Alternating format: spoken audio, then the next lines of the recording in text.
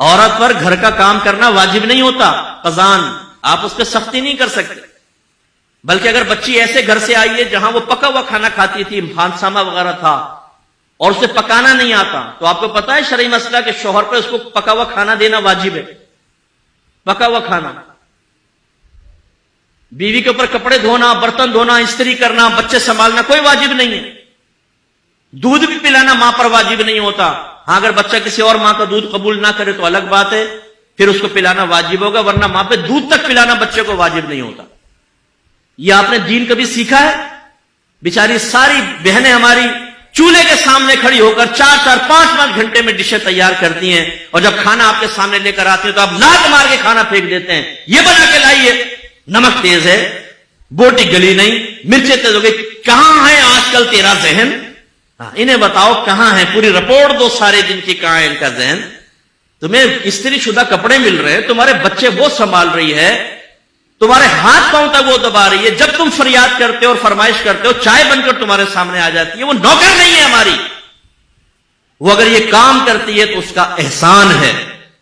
صاحب جب ہم بیوی کو کہہ دیں گے تو اس پہ واجب نہیں، وہ کہاں کام کرے گی؟ کرے گی۔ انہیں یاد دلائیں کہ بی بی فاطمہ رضی اللہ تعالیٰ عنہ پر بھی واجب نہیں تھا، لیکن گھر کا سارا کام خود ہی کرتی تھی وہ۔ لیکن اب میں جو آپ کو سمجھانا چاہ رہا ہوں، اگر ایک بیوی پہ کوئی چیز واجب نہیں تھی، اس میں کوتاہی ہوئی، کیا آپ کے لیے جائز ہے کہ آپ اس کے منہ پہ تھپڑ مارے، اسے ماں بہن کی گالیاں بکے کہ آپ کے کپڑے پہ استری کیوں نہیں کی؟ اگر وہ چائے بنانا بھول گئی تو کیا آپ کے لیے جائز تھا اس کو لات مارنا؟ اگر ہے تو لائیے شریعت کی دلیل پیش کریں، ورنہ میدان محشر میں گرفت کے لیے تیار رہیں۔ اللہ تعالیٰ نے ایک آزاد مخلوق کو آپ کے تابع کیا ہے، وہ غلام یہ کنیز نہیں تھی، آزاد مخلوق کو آپ کے تابع کیا ہے۔ اس کا کیا مطلب ہے؟ وہ آپ کی کوئی غلام یہ کنیز تو نہیں بن گئی کہ آپ جس طرح چاہیں اس کے ساتھ رویہ اختیار کریں۔ میدان محشر میں حساب کتاب ہوگا۔ میرے آقا نے اپنے آخری خطبوں میں اہم ترین باتیں کی، اسی سے اندازہ کر لیں کہ کتنی اہم بات ہے کہ سرکار نے ارشاد فرمایا، اللہ تعالیٰ نے تمہاری بیویوں کی شکل میں ایک کمزور مخلوق کو تمہارے تابع کیا ہے، میں تمہیں تمہاری بیویوں کے معاملے میں ہمیشہ تمہیں اللہ سے ڈراتا ہوں، تم اللہ سے ڈرتے رہنا، ان پر ظلم مت کرنا۔ حضرت عمر فاروق رضی اللہ تعالیٰ نے کہا سرکار کی بارگاہ میں حاضر ہو، یا رسول اللہ جب تک ہم مکے میں تھے ہماری عورتیں ہمارے سامنے بولنے کی ہمت نہیں کرتی تھی، لیکن جب ہم مدینے میں آئے تو یہاں انصار صحابہ جو مدنی تھے ان کی ازواج ان کو جواب دیتی ہیں، یعنی کوئی ہے بات تو کوئی بدتمیزی نہیں، دائرہ ادب میں رہ کر۔ تو کل میری زوجہ نے بھی مجھے جواب دیا، سرکار مسکرا دیے، اور آپ نے شاید فرمایا کہ عمر، عورتیں ٹیڑھی پسلی سے پیدا کی گئی ہیں، اگر ان کو سیدھا کرنے کی کوشش کرو گے تو یہ ٹوٹ جائیں گی، ان کو ایسے استعمال کرو۔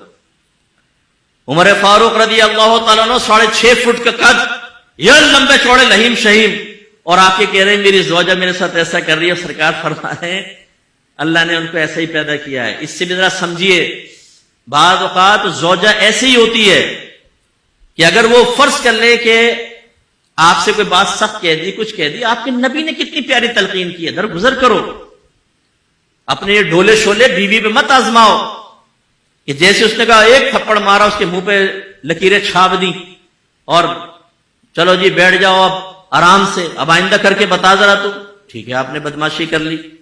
لیکن یہ تو ایک فطری تقاضا ہوتا ہے، بعض اوقات انسان کی زبان سے کچھ نکل جاتا ہے۔ آپ کی بہن بھی اگر اپنے بہنوں کے ساتھ کرے گی، فرض کر لیں، تو کیا آپ بہن کو گھر میں بلا کے تماچا اس کو بھی کھینچ کے ماریں گے کہ تو نے کیسے اپنے شوہر کے ساتھ کی؟ نہیں، آپ تو اس کا پردہ ڈھکیں گے، آپ کہیں گے بھائی یہ بتاؤ میری بہن گونگی ہے کیا؟ تم ظلم کرتے رہو، وہ سہتی رہے، خاموش رہے، کچھ نہ کرے؟ قربان جائیں آپ کے اوپر، بہن آئی تو کچھ نہ بولے، بیوی آئی تو منہ سیدھو اس کا۔ بالکل ہمارے گھروں میں یہ جو غلط چیزیں چل رہی ہیں، حد اعتدال سے آگے نکل جانا، اس کی طرف فکر کرنی چاہیے۔ لیکن میں نے کہیں غلط اس کو رخ نہ لے جائیں تو میں ایک آپ کو سنا دیتا ہوں ایک بات بھی۔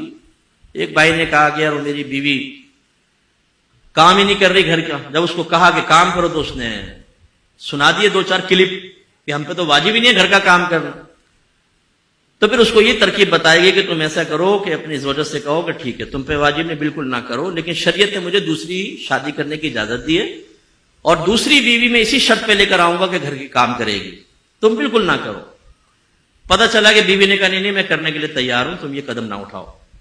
تو یہ بہنوں کو بھی چاہیے دیانتاً گھر کا کام کرے. لیکن میں جو آپ کو سمجھانا چاہ رہا ہوں، اب یہ دیکھیں، میری والدہ ابھی فوت ہوئی ہیں، والد بھی تھے، والدہ. ہم نے زوجہ کو صاف بتا دیا تھا کہ آپ پر ہمارے ماں باپ کی خدمت کرنا واجب نہیں ہے، لیکن ماں باپ سمجھ کے کریں گی تو آپ میرا دل جیتیں گی، ہماری دل جوئی ہوگی، خوشی ہوگی. نہیں کریں گی ہمیں کوئی شکوہ نہیں ہوگا آپ سے.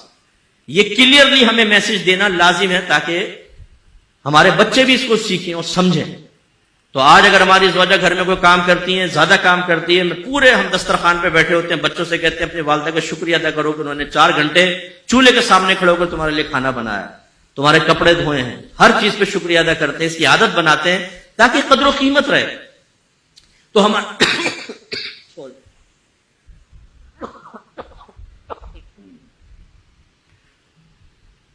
تو ہمارے گھروں میں جو یہ غلط چیزیں، رسومات، میں رسومات میں لوں گا، خاندانی رسومات میں، کہ بیوی کو دبا کر رکھو، بیوی کو بولنے نہ دو، اگر کچھ بولے تو تھپڑ مار دو منہ پہ، کچھ ذلیل اور بے عزت کرو بچوں کے سامنے، خاندان والوں کے سامنے. غلط چیزیں، ان کو ختم کریں.